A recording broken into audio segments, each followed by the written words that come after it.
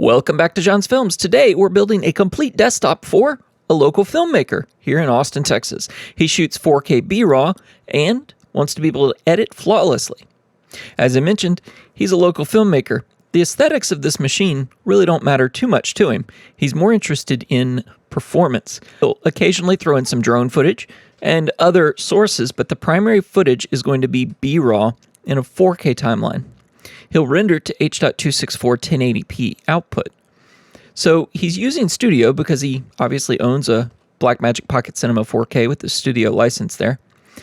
And we can look at two options. The more multi-threaded, the better for this. And we're either looking at a $700 16-core 3950X, or we're looking at a $429 Steel, the 3900X. Now, we've recently seen the 3900 XT, which is for $50 more, or 10% more. If you'll notice here, we get, check that out, 100 megahertz on the top end. Not worth it. $50, 10% of the cost of the processor to get a boost clock for a single thread at any given time of 100 megahertz. Not worth it. So I'm going to add the 3900X to our system. From a motherboard perspective, we have some choices in chipset here. We've got X570, we've got B550, X470, and B450. Any of those would work happily, and AMD just confirmed B450, X470 would be usable in upcoming versions of the chip. However, in this case, to preserve backwards compatibility with PCIe Gen 4, I'm going to go with the B550 or an X570 board. Now, the X570s are still somewhat pricey. This one is one of the more expensive ones, so let's jump over and choose a motherboard. We'll start and see what we can get in the X570s. The reason I like the X570, it enables an extra 4 lanes PCIe Gen 4 versus in the B550, the last 4 are going to be PCIe Gen 3. Here we are. I'm interested, because he shoots on the Pocket Cinema 4K, I can assume either now or soon in the future, he will record to external drive media, and that would be an SSD, probably mounted inside a cage. And that means USB Type-C. And that means it would be really nice for on the case and on the motherboard to have a header for USB Type-C. So that's going to be one of my major criteria when picking a motherboard. I know from experience that means I need to jump to at least $250 motherboards. So here we are at X570. We're going to sort on price, and I'll scroll down, and let's start about, say right here, the ASRock X570 Extreme, and see if that has USB-C on the front. I can do that by coming down here and looking at the number of USB 3.2 Gen 1 and Gen 2 headers. Because if it's got 2, it most likely has one in the front and one in the back. This specifically, at a Gen 1, is going to run at 10 gigabits per second, and the Gen 2 run at 20 gigabits per second. Thunderbolt runs at 40. But in this case, with the AMD backend, we don't have many on the market that have a header for Thunderbolt. I'm going to assume, again, this is a back, this might be a front. And so let's take a look specifically at this motherboard and see what we can get. One way to do it would be to jump to the motherboard and take a look through the pictures, because you can usually pretty easily identify. In fact, if we can zoom in, let's see. Nope, all super far away. All right, let's do this. Whoops. I can identify that right there is a USB Type-C connector header on the board for the front, and I'll assume they're on the back, but that's not good enough for me at this point. And so what I'm going to do is just take the name of this board, drop it in here, and go to the actual page. Now I'll choose the big image, zoom in on it, and sure enough, that's the header there. Now let's look for an image of the back of the board. You can kind of see it here. There's one right there. Sometimes they've got, there we go. So one right here, and the other one's a Type A. Okay, 3.2 Type A. But I do know that this one has one on the front. One thing that concerns me about this board, I don't like the 6 USB connectors. I'm going to assume that he could use a hub if he needed to. but this isn't quite enough to make me happy. Does have Wi-Fi, which is a nice addition, should he not need too much bandwidth. Optical audio is nice for older speakers, but let's see what we get here. So this is definitely an option. It's got everything you really need.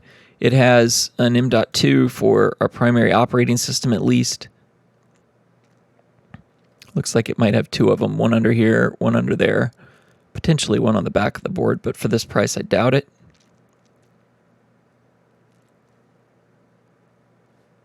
Two, 4, 6, 8. Looks like an 8 plus 2, 8 plus 4. Let's see what it's got in the power delivery.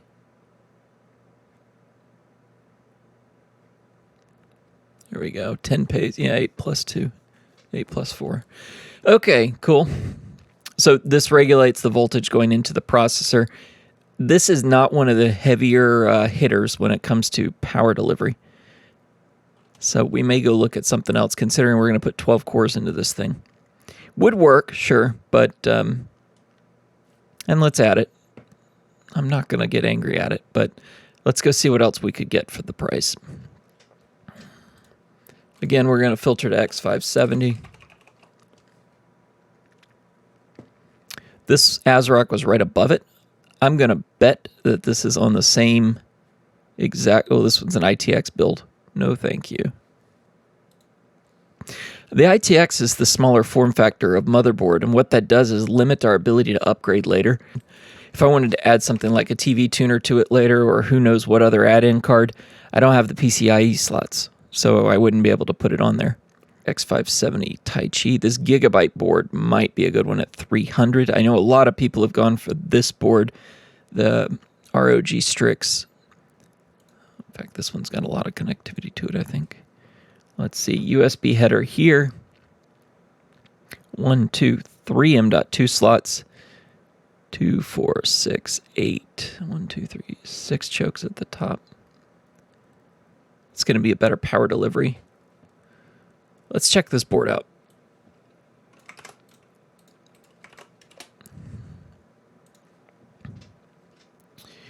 Here we go. Yeah, 12 plus 2. And let's see what we got.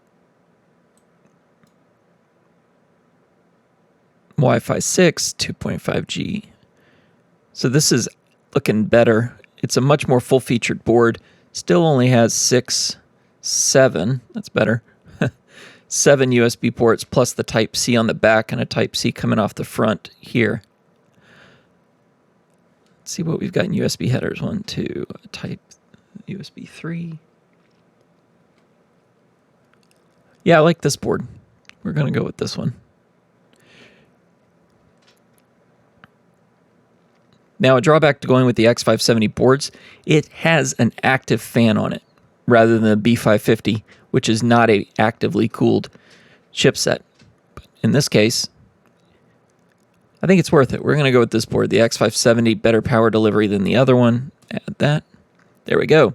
So now we've got our motherboard, we've got our processor, and we get to choose our memory.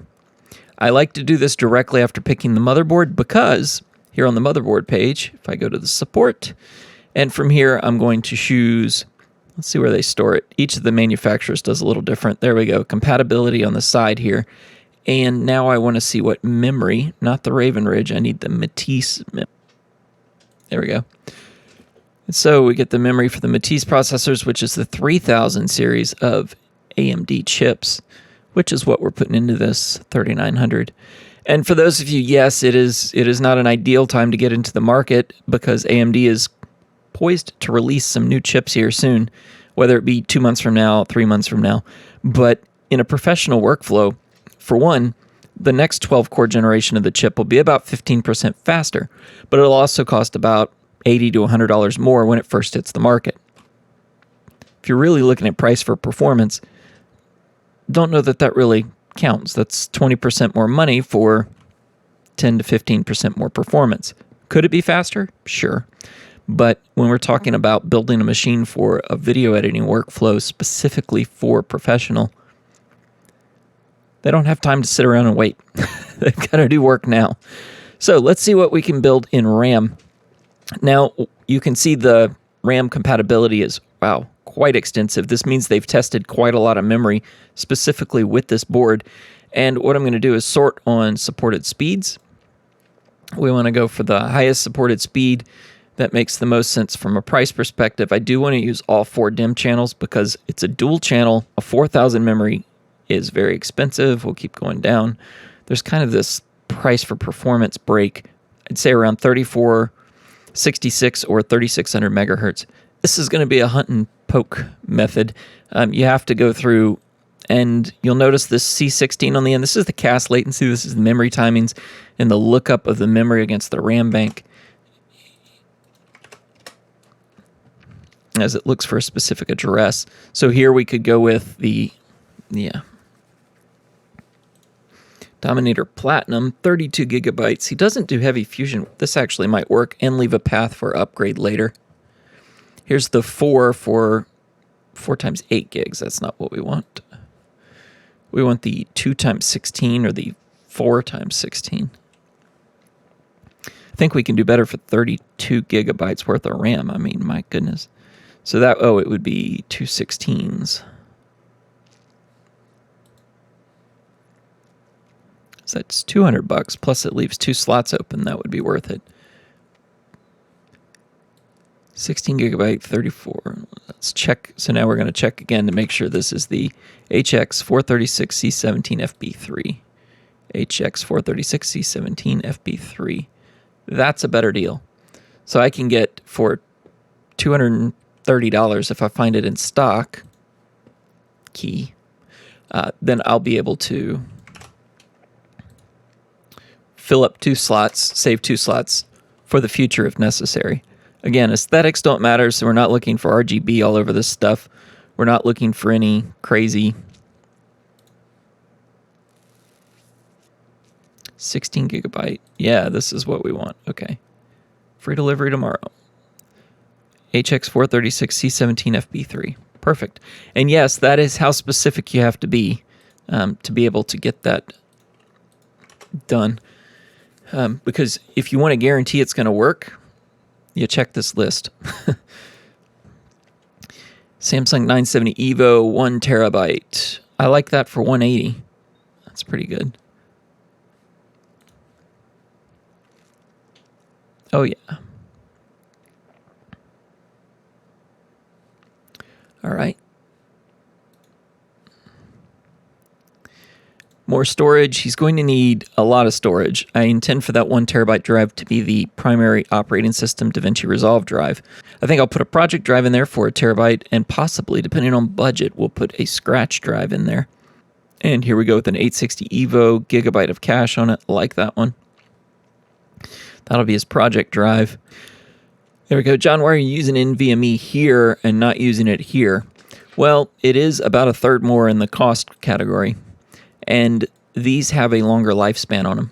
Since we're going to be storing Scratch on one of them, a lot of reads and writes coming through it, and the other one, all the project files, I don't want to mess around with anything that could die after 2 or 3 years. This one is fast enough that it would matter in some cases as it's loading different portions of programs, so it's worth the upgrade to it and the speed. This Lian Li case gets good airflow to it. It's not bad. I really do like it. I run it in the XL version here at the house, but it's really big. And so we're going to choose a different case. The Lian Lis I've built in recently have been really nice. The Corsair cases, the ones with the right airflow in them, are pretty handy. We don't want this thing to be a real loud rocket ship, but something that keeps itself cool would be good. This Lian Li has vents on the front. You can see it's two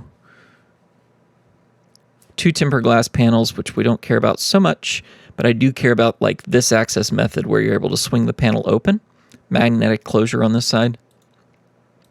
And the tooling and whatnot has been extremely easy to work with in the past. If that is not a USB Type-C port, then we've just cost ourselves the case because we're not going to use it. But I have a feeling it is. Let's find out. Front panel, USB Type-C. Perfect. So this would allow us to take the SSD drive right off of the camera, plug it into the top front of the case, and start editing. That's fantastic. All right. And he's going to need a monitor. His budget's $3,000. So we're getting kind of close there because we're at $2,000 without a graphics card. We don't have a power supply yet. Actually, there's one in here. What is it? $850.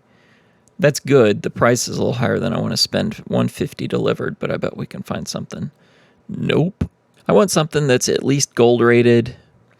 It should be at least 750 watts. Let's try that specifically. And here now, I'm going to sort on price. Nope. Maybe. The Intermaxes are really nice. They've been quiet, high quality. I've used these in the past and really liked them. Seasonic Focus plus gold. This is full modular. Yeah, not much to look at when you're talking about power supplies. D of connectors here, including a bunch of Molex. Yep, this one was a winner, and it saves us a bit of money there. No optical drive, software, monitor we're going to need, but let's pick our graphics card first. All right, in Resolve, we've always talked about our video memory being very important, but we also need our compute layer to be important if he's going to be using it to decode the BRAW footage, which he will. Now, we talked earlier about not having a hardware-accelerated decode function. That's true. There isn't a dedicated chip to decoding BRAW in the graphics card. However, the graphics card plays a very important part in decoding the BRAW, but it works in tandem with the CPU, and so we need those two to be in balance. With the 3900, our balance, honestly, is going to be found somewhere around an 8GB VRAM. We know that. But it's frankly, it's between a 2070 Super and a 2060 Super. So let's see what the price difference is there and see what we can do. I can pretty much tell you, I think the 2070 is going to end up somewhere around $500. Wow, here's an original 2070. Might be a good split the difference for $400. It's the Wind Force. And you'll notice it's no lights, nothing fancy. But that's fantastic because that's not what we're paying for, right? We want the raw performance out of it. The clocks on this one will be a little lower, so it should run cooler if it's got adequate cooling on it. That is a killer deal. Wonder if that's in stock. Let's check what we've got else here. Everything else runs at, these are the reference clocks on the original boards, and as you go up in cost, let's go down here for 2070. 1410 in the top end, 1755, 1845. Now, those are overpriced. I'm going to add this for the moment. There we go. Let's choose video card again. And now we're going to go to a 2060. See what we can get one of these for.